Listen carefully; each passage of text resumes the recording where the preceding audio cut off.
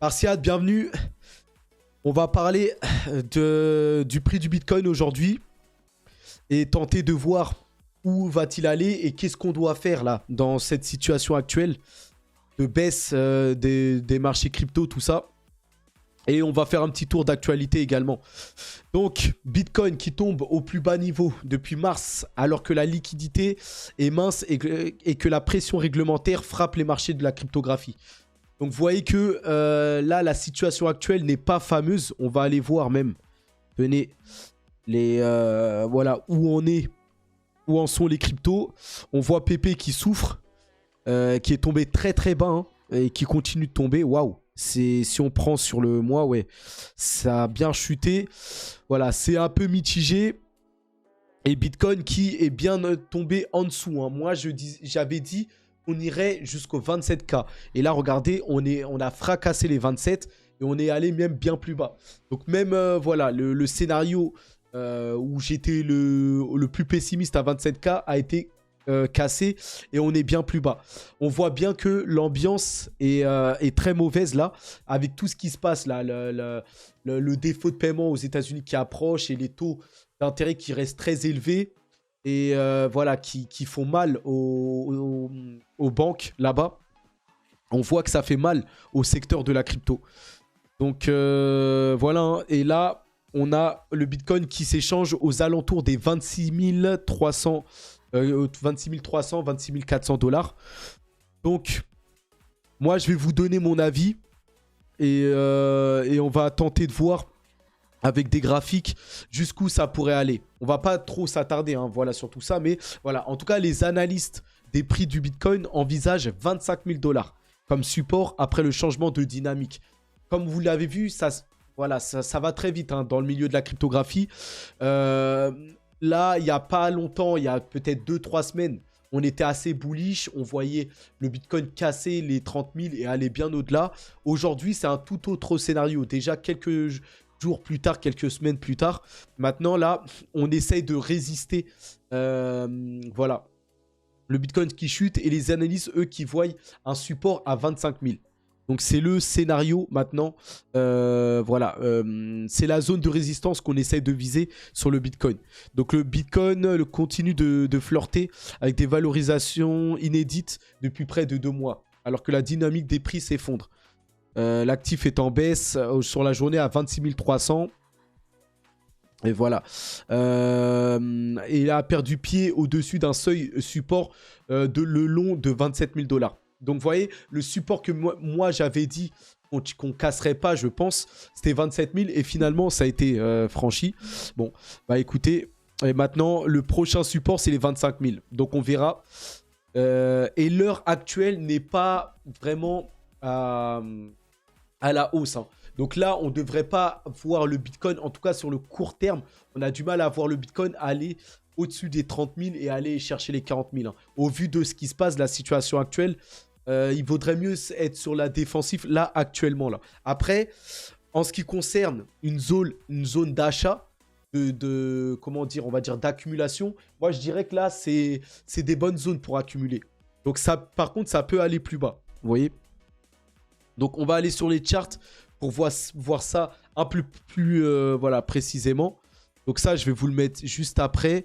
On va plutôt voir, voilà, là, c'était même dans la miniature, vous le voyez, une zone dangereuse, hein, une zone très dangereuse. Ici, là, on a cassé le triangle. Moi, justement, je ne pensais pas qu'on allait casser ce triangle. Et finalement, on l'a fait, vous voyez. Donc, maintenant, il faut faire avec. Tant mieux, enfin, plus ça baisse et plus il faut accumuler. Moi, ce que je pense de moi, là, c'est que on est dans une zone... Parce que je ne pensais pas qu'on allait aller en dessous des 27 000. On y est.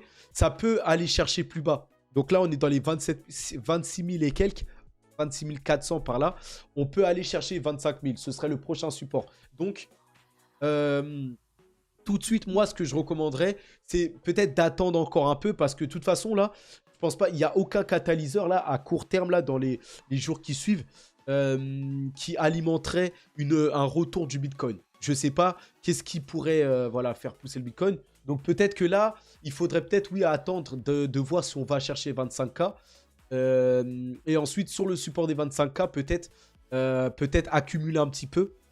Peut-être pas beaucoup, mais parce que ça pourrait aller encore plus bas. Mais voilà, peut-être attendre ouais, d'aller chercher les 25K et ensuite de recharger, d'accumuler. En tout cas, c'est dans ces phases-là de baisse et quand il y a des phases de peur là sur le marché qu'il faut entrer. C'est le contraire de la psychologie qu'il faut faire. Et là, ça se passe mal, donc c'est maintenant qu'il faut rentrer. Et quand ça explosera et quand ça reviendra au plus haut, là, il faudra sortir. Il faut faire le contraire voilà, de la psychologie. Quand le marché a peur et saigne, là, il faut venir. Quand le marché est dans le vert et qu'il commence à y avoir un peu d'euphorie, de confiance, là, il faut sortir. Vous voyez, c'est le contraire à chaque fois. Il faut essayer de s'habituer à faire ça, là. Donc voilà, hein. Ici, comme vous le voyez, Crypto Future hein, qui dit que ce n'est pas le moment de fléchir pour Bitcoin et qui dit que c'est très chaud là. En effet, vous voyez ici là, on a cassé tous les rebounds. Là, on a tout fracturé. Et moi, je pensais que, vous voyez, le dernier rebound là, en rouge là, je pensais qu'on allait rebondir dessus. Finalement, on l'a cassé. On est allé même plus bas là. Donc, on voit que malheureusement, la peur sur ce qui se passe là, sur le système monétaire américain là, bah, cette peur est venu contaminer les marchés crypto. Donc voilà, il faut faire avec. Maintenant, c'est fait. On a cassé le rebound. On est bien allé même en dessous. Et moi, pour moi, là, maintenant, on est dans une zone d'accumulation. Une zone où on peut quand même accumuler là. Pour moi, c'est une bonne zone d'achat. Après, ça peut aller chercher plus bas. Encore au 25, voire plus bas encore. Hein. Donc, à vous de voir. Mais il y a des cryptos, surtout des altcoins, qui ont bien ramassé. Hein. Et là, c'est le moment peut-être de marcher sur les braises et de venir se positionner, on va dire. Regardez sur la courbe, c'est assez quand même... moi, c'est la zone, vous voyez, la zone de résistance blanche là, qui était voilà, au 27 300. Voilà, je pensais que voilà, on allait peut-être aller légèrement en dessous de cette zone blanche, mais je pensais pas autant. On est y allé, ça fait une bonne baisse là depuis. Bah pour moi, c'est le moment peut-être de se positionner. Maintenant, ça peut aller chercher. Eux, ils disent 25 000. Donc, ouais, on irait aller. Ouais, on irait encore un peu plus bas là. Mais que légèrement encore plus bas là. Donc, pour moi, là, on est dans une zone d'accumulation. C'est le moment d'accumuler. Maintenant, si vous voulez, vous attendez de voir si ça peut aller chercher plus bas. Ça serait peut-être un scénario qui peut arriver aussi. Les 25 000 là. En tout cas, ici, là, ça montre qu'on est... voilà, dans la phase week-off, là, ici, alors, ici, qu'est-ce qu'il nous dit sur le graphique? On est inférieur à 28 000 K. RSI stochastique, bon, survendu pour un mouvement massif. En tout cas, bon, on est peut-être dans une zone où on peut rebondir, là. Là, on était à 26 800, on est même y allé plus bas. Je pense que là, on est dans la zone... Peut-être là, on a touché le point bas. Mais difficile à dire. Vraiment difficile. Regardez ici, là. Ouais, ici, là, c'est un scénario encore plus noir. Hein. On pourrait aller chercher même les 23 000, 22 000, là. Ici, là. Donc, enfin, ici, ils disent qu'on remonterait. Ici, on va remonter à 28, 29 000 pour ensuite rechuter à 21 000. Ouais, ou 22 000 par là, là. Avant de vraiment, cette fois, remonter. Donc, vous voyez que il va y avoir de la volatilité. Hein. Si ça continue comme ça, peut-être même tout l'été, là, d'ici juin, juillet, là, encore un mois et demi, on va venir encore ranger dans cette zone-là avant que ça explose. À partir de la moitié de l'année, juillet, août, par là, là, on devrait après exploser pendant l'été, là. Donc, ça concerne, on dirait, les altcoins. Hein. Ça, c'est le chart des altcoins. Il y a quelques mois, lorsque Bitcoin se négociait à 16 800, jusqu'à présent, tout a été parfait. Donc voilà. Hein. Ça concerne les altcoins. Les altcoins, on irait chercher encore plus bas.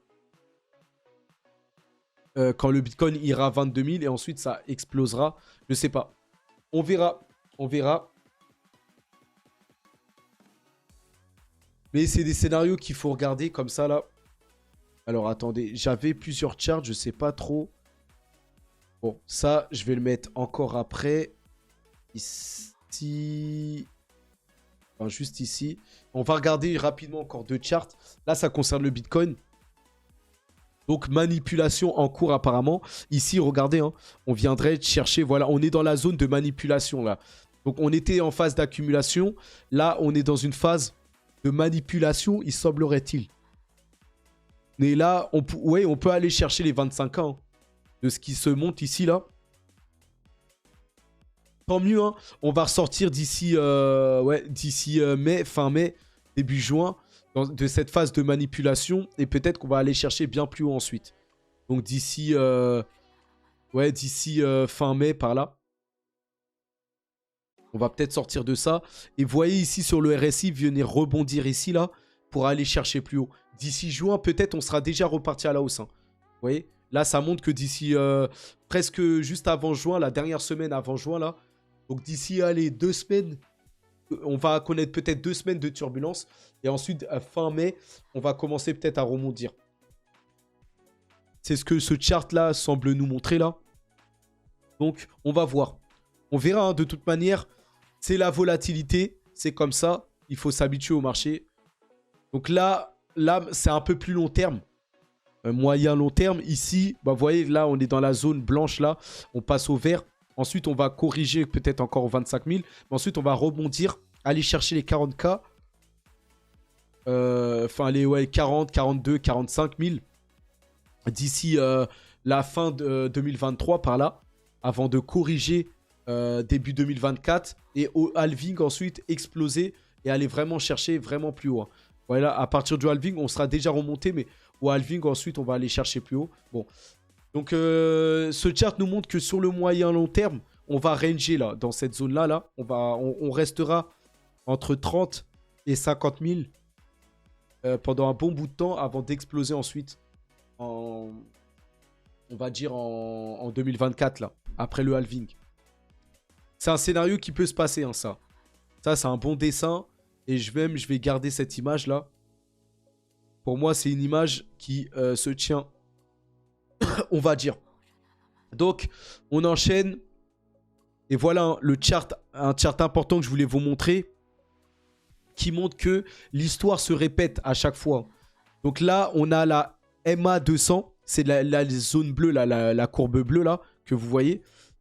Et cette MA, là, c'est vraiment, on va dire, le support long terme. Ça, c'est vraiment le support long terme. Et là, vous le voyez qu'ici, en 2023, là, on est en train... Pardon, on est en train de venir rebondir dessus, là. En venant chercher les 26 300, là. Vous voyez que dans le vert, là, ici, là, on est pile sur les 26 300. C'est pile sur la MA200. Vous voyez? Et ce que vous voyez ici, là, la MA200, on est pile en train de toucher cette courbe, cette MA200. Donc là, si ça se trouve, c'est le plus bas, là. Les 26 300, là, actuellement, où on est, là, c'est vraiment peut-être le point bas avant de rebondir vraiment bien plus haut, là. Donc, ça voudrait dire, là, ce chart-là, voudrait dire que c'est votre dernière chance avant que ça aille vraiment plus haut, là. Donc, est-ce qu'on va aller chercher encore plus bas, 25 000, peut-être 23 000? C'est une possibilité, mais là, ce chart nous montre que, en tout cas, là, 26 300, on est en train de rebondir sur la MA, la fameuse MA200, la fameuse courbe long terme, là. Regardez, à chaque fois qu'on a buté dessus, regardez qu'est-ce qui s'est passé, hein. On a explosé à la hausse. Hein. Ici aussi, ici, à partir du Covid crash, on avait buté ici. Ensuite, on n'est plus revenu jusqu'à quasiment mai 2022, l'année dernière. Donc, il y a un an, on est venu, on a fracassé ça par le bas. Donc, maintenant, depuis là, on est remonté là. Et là, maintenant, on bute dessus. Donc, il y a des chances. C'est une opportunité qu'on rebondisse et qu'on aille chercher maintenant très haut. Donc, très, très intéressant. Très, très intéressant. Je vais garder aussi cette image. Très, très intéressant. Donc là, on pourrait rebondir sur les 26 300. Et maintenant, à partir de maintenant, aller bien, bien plus haut là. Donc, c'est un scénario qu'il faut que vous retenez. Hein. Il faut que vous ayez ça en conscience là. On l'a fait en 2015, on l'a fait en 2019, on l'a fait en 2020. Vous voyez les 3 flèches là? Les 3 flèches montrent que 2015, ici en bas là. En bas ici, 2015, on a rebondi, on est allé très haut. On l'a refait en 2019, on a rebondi légèrement avant de recorriger rapidement jusqu'au crash du Covid. Et ensuite, au crash du Covid, on a également rebondi. Et là, en 2023, on rebondit dessus. Là, à 26 300, on a touché la MA 200. Là. Et là, on pourrait aller bien plus haut. Donc, vraiment à prendre en compte là. Et si, n'oubliez pas, hein, parce que là, l'ambiance est morte, l'ambiance et t'as la peur, tout ça. On a peur que le Bitcoin, il revienne à 25, 23K, tout ça. Mais si vous regardez bien, on est toujours dans une phase parabolique. Hein. Et là, en venant chercher les 26 300, on est en train de rebondir sur la courbe parabolique. Donc, à partir de maintenant, là, on pourrait toucher là et aller bien plus haut là, maintenant. Vous voyez? Regardez bien là. On est dans le The Parabolic Curve Pattern. Vous voyez? On est exactement... Et là, on est venu toucher cette parabolique à nouveau là. En chutant complètement à 26 300. On vient toucher cette parabolique là. Et maintenant, normalement, on devrait aller chercher bien plus haut là. Et là, ça correspond au chart précédent là. Comme quoi maintenant là, c'est la dernière chance là. 26 300 avant d'aller chercher bien plus haut. Moi, je ne pensais pas qu'on allait casser 27 000 par la baisse. On l'a fait. Là, pour moi, c'est vraiment une opportunité. Donc là, bah, je peux vous donner maintenant mon avis là. Pour moi, on est dans la zone idéale d'accumulation. Donc pour moi, il faut recharger, il faut acheter là, à partir de ce moment-là. Chacun fait ce qu'il veut. Hein. Vous faites ce que vous voulez. Mais là, pour moi, il faut acheter. C'est le moment là. Là, on est dans une zone basse. On peut aller chercher plus bas. Hein. Si on va chercher plus bas, bon, bah écoutez, peut-être attendez les 25K si vous voulez. Mais là, pour moi, on a de fortes chances, et c'est mon scénario, on rebondisse maintenant à partir des 26 300. À nous de voir, à chacun de voir. Mais ça, c'est mon scénario. Maintenant, voilà. Et quand moi, je donne des scénarios, je ne cherche pas à en donner plein. Pour moi, j'ai ce scénario-là. C'est pas un autre. C'est pas on va aller chercher les 25, 23. Pour moi, là, on va rebondir à partir de maintenant. Maintenant, on peut aller chercher les 25. Ça, c'est d'autres scénarios. Moi, c'est pas le scénario que je vois. Je vous ai donné mon scénario. On va bondir. On va maintenant, à partir de ce scénario-là, aller plus haut. Vous voyez? Donc là, on est au point le plus bas pour moi. Maintenant, je vous avais dit qu'on n'irait pas en dessous des 27. On est y allé au-dessus des 27. Donc là, je me suis trompé. On est cherché plus bas. Maintenant, je vous dis qu'on ne peut pas aller en dessous de ça. Et si ça se trouve, on va aller en dessous. C'est vrai que je me mouille. Je vous dis mes trucs. Maintenant, c'est possible qu'on aille plus bas. Hein. Mais voilà, on verra. Donc pour moi, c'est la zone idéale pour acheter. Et pour moi, quand je vous dis là, dans la miniature, je vous ai dit quoi faire. Pour moi, il faut accumuler, il faut acheter. C'est ce que j'aurais fait, en tout cas. Moi, j'ai pas beaucoup de capitaux. J'ai encore rechargé tout à l'heure, mais que de très peu, que de 200, 300 dollars là. Voilà. C'est le maximum que je peux, malheureusement. Si j'avais plus, je l'aurais fait. Mais moi, en tout cas, moi, quand je vous dis quoi faire, qu'est-ce qu'il faut faire? Aller sur l'or, aller sur l'immobilier. Pour moi, pas d'immobilier. L'immobilier va se cracher. L'or, c'est bien, mais ça rapporte pas assez. Pour moi, c'est être en crypto. Et là, accumuler là. C'est-à-dire entrer sur un altcoin à fort potentiel de croissance. Ça, c'est ce que j'aurais fait là. Ou sur le Bitcoin, voilà. Mais du moment que vous rentrez à partir de ce moment-là sur les cryptos, pour moi, c'est ce que j'aurais fait. Donc voilà mon scénario en tout cas. Vous avez la réponse par rapport à tout ça là. Donc maintenant, on va partir. Maintenant, on ferme cette parenthèse. On a quasiment 20 minutes de live. On va passer le reste des actualités et je vais vous laisser là. Et là, première actualité, panique sur Ethereum. Donc même Cryptomatrix l'a mis dans son live tout à l'heure, dans sa vidéo. La Bitcoin Chain a cessé de valider de nouveaux blocs sur la Bitcoin Chain pendant une trentaine de minutes.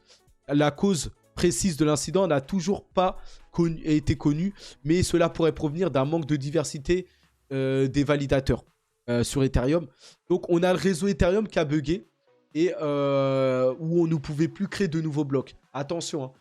Ethereum, c'est la principale blockchain de smart contract. S'il se passe ça sur Ethereum, c'est très dangereux. Donc voilà, la chaîne ne s'est pas arrêtée. Tout est revenu à la normale au bout de 25 minutes. Donc voilà, bon. Attention hein, par rapport à Ethereum. Jeudi, en fin de soirée, la blockchain Ethereum a rencontré un problème, empêchant temporairement les blocs d'être validés correctement. Donc là, on est vendredi à 16 h. Vous voyez que c'est hier, hein, dans la soirée d'hier, que c'est arrivé. Si tout est revenu à la normale depuis, voici ce que nous savons de cet épisode. Donc là, vous avez cet article de Cryptos là, qui va vous expliquer un peu ce qui s'est passé depuis là. Les blocs ont temporairement cessé d'être finalisés sur Ethereum lors de la rédaction de ces lignes. La cause précise n'avait pas été communiquée, mais pendant une trentaine de minutes, la blockchain Ethereum a rencontré un problème, empêchant les blocs d'être finalisés. Là, vous avez la preuve là, ici, sur la Bitcoin Chain là, la chaîne d'Ethereum. Vous voyez qu'il y a eu un temps d'arrêt là. Non, c'était en train de calculer là, pendant quelques minutes là. Donc voilà, hein, à partager ça.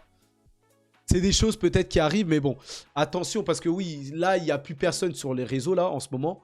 Tout le monde est parti là de la blockchain, tout ça, parce que on a eu le bear market. Mais quand Ethereum peut-être devra gérer des milliards de personnes sur son réseau, des temps de blocs là, des pannes comme ça pourrait être catastrophique. Hein. Donc il va falloir régler ces soucis là avant l'adoption massive. Il est important de préciser que la blockchain ne s'est pas arrêtée. Hein. Seulement durant 3 époches, la couche de consensus a subi un bug, ce qui a qualifié de fuite d'inactivité. En termes de plus simple, la blockchain s'est comportée comme si de nombreux validateurs étaient hors ligne. Donc apparemment là, il n'y avait pas assez de validateurs à ce moment précis. Il n'y avait personne pour valider les blocs, tout ça. Là, vous voyez ici, là, ici, on voit que c'est comme si les validateurs n'étaient pas là pour faire leur travail et pour valider les blocs. Donc c'est ce qui est ressorti de tout ça là. Donc voilà par rapport à tout ça. Sinon, il faut noter aussi que les validateurs d'Ethereum gagnent un montant record hein, de 46 millions de dollars au cours de la première semaine de mai. Donc vous voyez que la blockchain Ethereum a tourné quand même à un bon régime et que les validateurs gagnent beaucoup d'argent à valider les blocs sur le réseau Ethereum. Et ça, c'était la première semaine de mai. Hein. Donc ça, c'était la semaine dernière. Rien que la semaine dernière, on a une totalité de gains de 46 millions de dollars hein, pour l'ensemble des validateurs. Donc c'est une augmentation hein, par rapport aux revenus de 33 millions de la semaine précédente. Vous voyez que les validateurs gagnent beaucoup d'argent, hein, gagnent de l'argent à valider le réseau Ethereum. Vous voyez? Donc voilà par rapport à ça, par rapport à Ethereum. Chez Binance US qui étudie les moyens de réduire la part de Changpeng Zhao, CZ dans l'exchange. Donc Changpeng Zhao là a une idée de se débarrasser hein, de ses actifs sur Binance US ou de réduire sa part pour qu'il ait moins de pouvoir chez Binance US, la branche américaine de Binance, pour que la régulation soit plus clémente avec Binance US. Parce que les Américains là sont sur on va dire les côtes de CZ là et ne laissent pas tranquille CZ. Et CZ a eu l'idée là de vendre ou de se séparer de ses parts de Binance US pour peut-être légitimer et pour que les États-Unis valident et acceptent Binance US. Pardon. Donc on va voir si cela va marcher.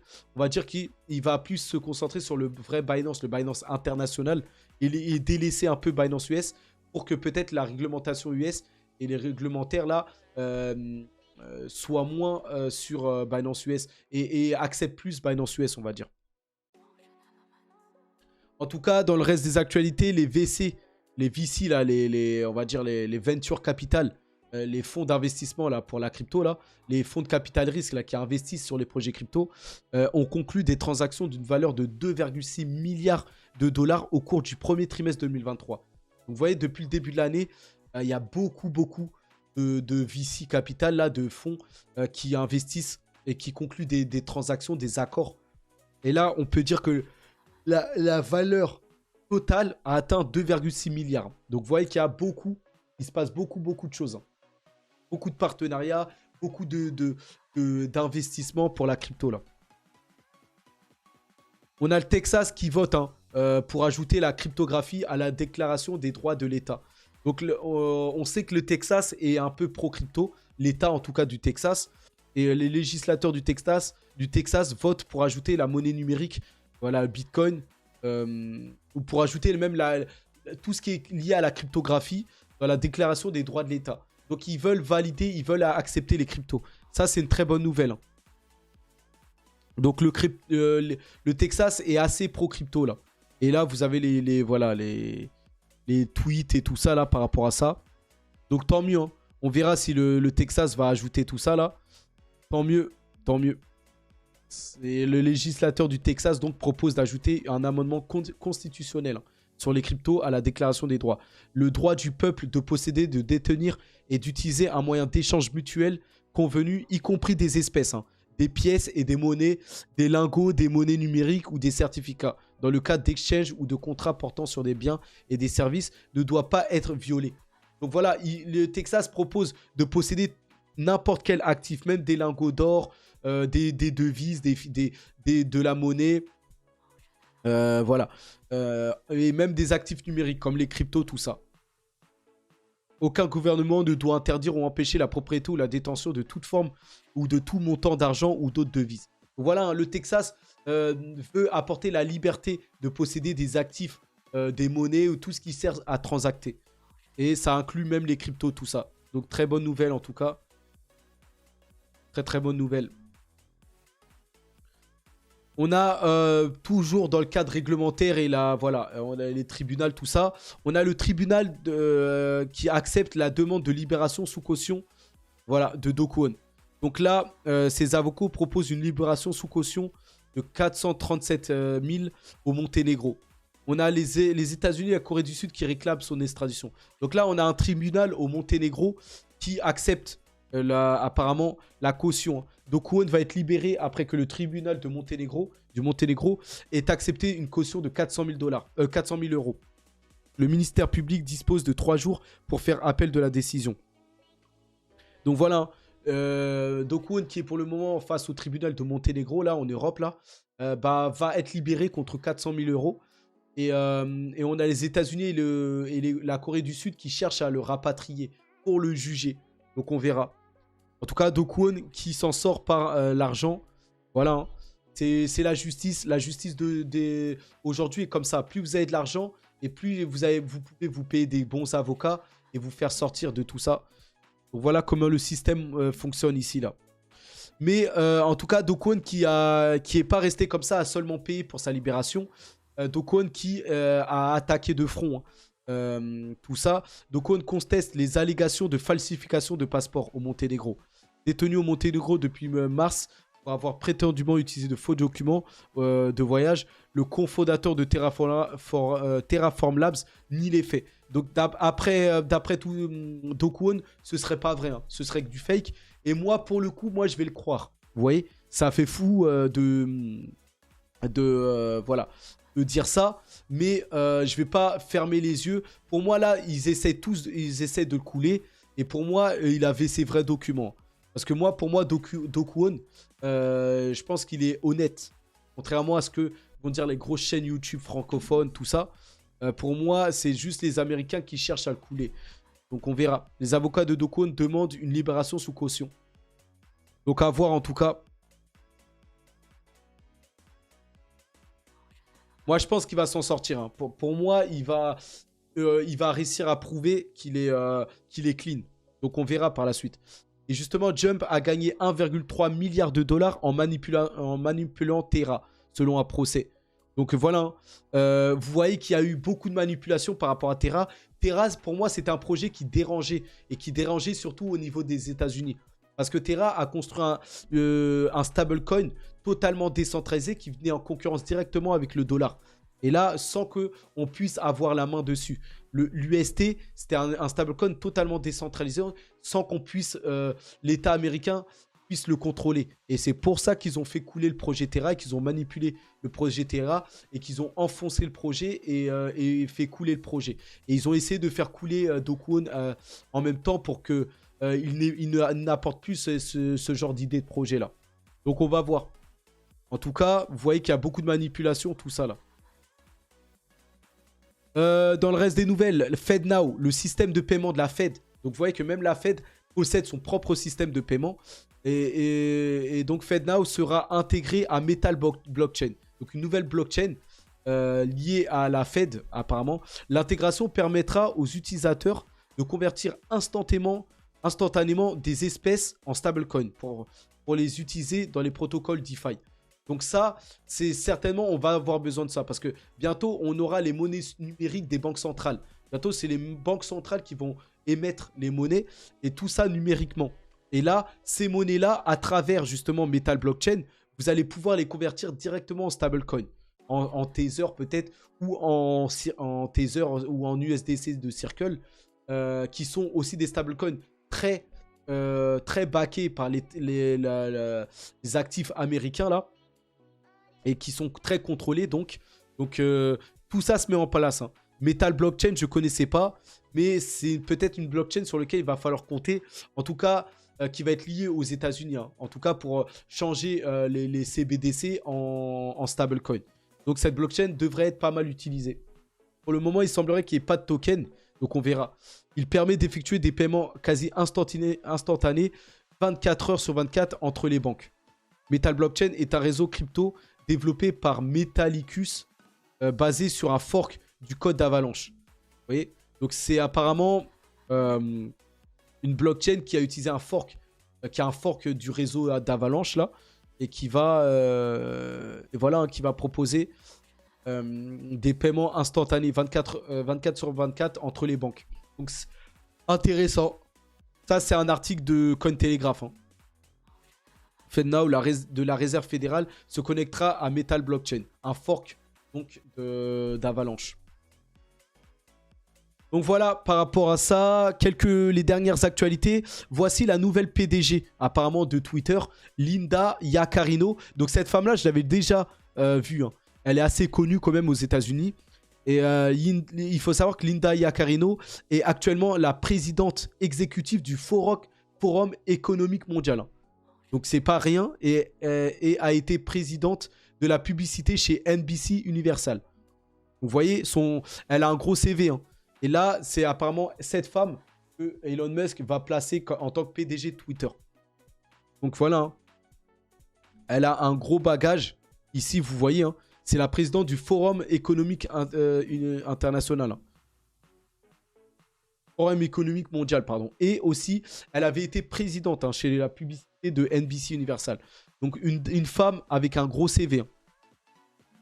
Ici, vous voyez, hein, Linda Yaccarino. Pressentie pour devenir la prochaine CEO de Twitter. Ici, vous la voyez aux côtés d'Elon Musk, là. Donc, je pense que c'est... parce que Elon Musk avait fait l'annonce hier, hein, comme quoi une femme allait le remplacer à la tête de Twitter et que lui, il deviendrait président exécutif, tout ça. Mais il semblerait que cette femme soit cette Linda Yaccarino, là. Donc, elle a un gros CV, tout ça. Je pense que, et vu qu'elle s'entend bien avec Elon Musk, il y aurait, je pense que ce sera elle, là, bientôt à la tête du réseau social. Donc on a trouvé la dame qui serait, voilà, à la tête. Elon Musk qui vient de tweeter, waouh, par rapport à ce tweet. Vous savez qu'aux États-Unis là, si vous le voyez, regardez, hein, les migrants là, des foules de gens se rassemblent le long de la frontière américano-mexicaine. Alors que le titre 42 qui a permis aux agents frontaliers d'éloigner les migrants pour des raisons de santé publique pendant la pandémie se lève à minuit. Donc vous voyez que, en fait, les frontaliers avaient été protégés par le titre 42 pour éjecter ou pour repousser les migrants. Mais ce titre se périme ce soir à minuit. Et donc là, les migrants normalement ont peut-être la légitimité de passer les frontières maintenant. Trump avait mis un mur et tout ça, mais il semblerait que les migrants là soient proches de pouvoir, de passer le mur, tout ça. Donc on va voir. Hein. On va voir, mais en tout cas, les migrants vont affluer. Hein. Et malheureusement, enfin, c'est comme ça, mais les migrants vont venir entasser de plus en plus les États-Unis. Et vous le savez, hein, plus il y a la population, plus on est bouché, plus il y a de la population, et plus les conditions de vie se dégradent. Et là, il va y avoir encore une invasion migratoire là, aux États-Unis. Et vous savez, hein, cette invasion va après aller s'étendre sur le Canada, tout ça. Et voilà. Et ça, là, déjà que pour moi, l'Occident va mourir là, petit à petit, ça va contribuer à voir l'Occident sombrer un peu dans sa crise migratoire et dans sa crise financière, tout ça là. Donc l'Occident, pour moi, c'est la fin. Europe, États-Unis et Canada, ça va mourir petit à petit là. Donc, Comme vous le savez, et justement par rapport à l'inflation là qui frappe l'Occident de plein fouet là, on a encore un long chemin à parcourir selon le ministre britannique des Finances, hein. Et il prévient que l'inflation reste bien trop élevée encore. Donc vous voyez que c'est pour ça que les marchés sont en panique. On a ce problème d'inflation qui n'est pas encore terminé. Et ça fait mal aux banques. Et c'est pour ça que tout le monde, tous les investisseurs ont fui les marchés. Mais en plus de ça, à côté, on a un défaut de paiement qui s'approche des États-Unis. Et un défaut de paiement américain, ça pourrait tuer le système financier mondial. Donc là, voilà pourquoi les marchés sont très très fébriles. Et les marchés sont au bord de l'éclatement là et d'une crise financière majeure. Et ça, voilà pourquoi les marchés crypto et boursiers sont à la peine là. Vous voyez? Et là, on a les contrats à terme sur action qui augmentent vendredi, alors que les banques régionales tentent de rebondir. Donc on a eu 4 journées de baisse consécutives, et c'est normal qu'après une forte chute, les marchés tentent un rebond. Et ça, on pourrait justement l'avoir aussi sur les cryptos. Donc on va surveiller les marchés. En tout cas, vous voyez, hein, regardez PP qui souffre, hein, qui tombe à 11. Mais Bitcoin qui tombe encore là. Attention, hein, on pourrait aller vraiment chercher les 25K. Les marchés sont en souffrance, hein, et c'est lié à la macroéconomie justement. Donc on va en rester là, hein. Je vais pas faire plus long. Pardon. On est à 36 minutes quand même de vidéo. Je vous laisse là. On va surveiller les marchés, hein. Pour moi, je vous l'ai dit, hein, je vous ai dit quoi faire. En tout cas, de mon scénario, pour moi, il faut accumuler, hein. Il faut entrer sur les marchés crypto et profiter de ce rouge, de sang là, pour accumuler. Chacun fait ce qu'il a à faire. Pour moi, l'endroit où il faut être, c'est les cryptos. Ni l'immobilier. L'immobilier va continuer à s'effondrer. Ni sur l'or, où l'or, c'est bien, ça protège, mais je préfère, moi, parce que l'or, c'est vrai que ça va vous protéger de la baisse des devises et tout ça, mais c'est pas ça qui va vous enrichir. Ça peut vous protéger, mais rien de plus. L'or, ça couvre quasiment même pas encore l'inflation, pour vous dire. Donc pour moi, ce qu'il faudrait, c'est vraiment aller et accumuler les cryptos, parce que quand les cryptos vont partir, vont exploser, ça va aller très très vite. Et là, vous regretterez. Parce que là, oui, on est à 25, on est en train de lutter, mais si ça se trouve, d'ici un mois, on sera déjà à 40K. Ça va très vite, en tout cas, sur les cryptos. Donc voilà pour cette vidéo et mon scénario. Spartiate, force à vous, on entre au week-end, hein. Donc bon week-end déjà à vous. Force à vous si vous travaillez ce week-end comme moi. Restez focus et restez à l'affût, hein. Il peut se passer beaucoup de choses. Bon, le week-end, ça va être un peu plus calme. Donc temps de réflexion encore plus pour vous peut-être. Mais en tout cas, on se tient au courant, hein. Moi, je reviens avec d'autres vidéos, hein. Donc on reste connecté, hein. Vous avez tous mes liens, comme d'hab, hein. Poussez les commentaires, mettez des commentaires, mettez des likes, tout ça, comme d'hab. Et on se retrouve dans une autre vidéo, hein. Allez, force à nous, hein, et force à vous. Allez, à plus.